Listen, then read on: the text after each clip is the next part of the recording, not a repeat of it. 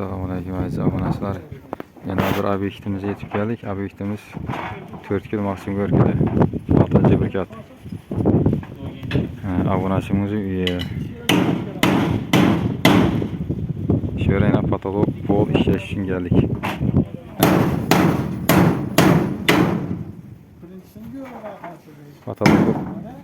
Patologumuz paneldan bo'ladi.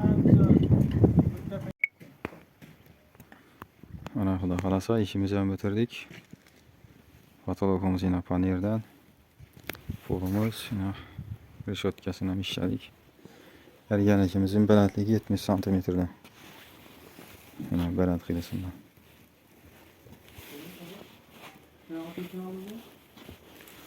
Proxodimiz 1,5 metr bo'ldi. Taxtamiz shot biradan ishladik. Отход chiqmaydi. O'zini nollar yetib turaverdi taxtasi.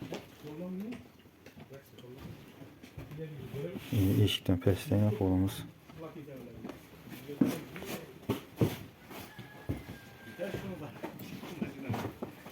Podvali не berdi ya, pastga.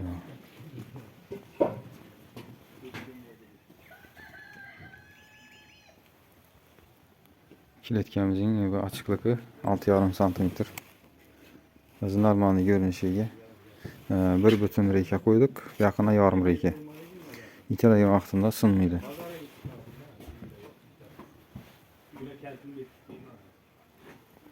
Şimdi ortaca açıklık oldu. Bundan ham açık koysa bo'ladi ekan 8 santimetr. 5 santimetr atib ham ishlasa bo'ladi. Hozir o'rtacha açıklık bu.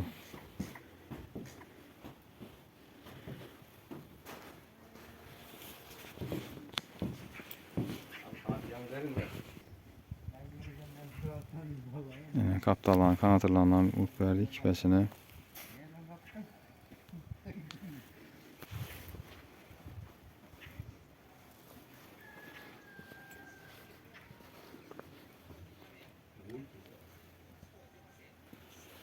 Şimdi buna videomuzu çekiyoruz. Yetib alınız için rahmet.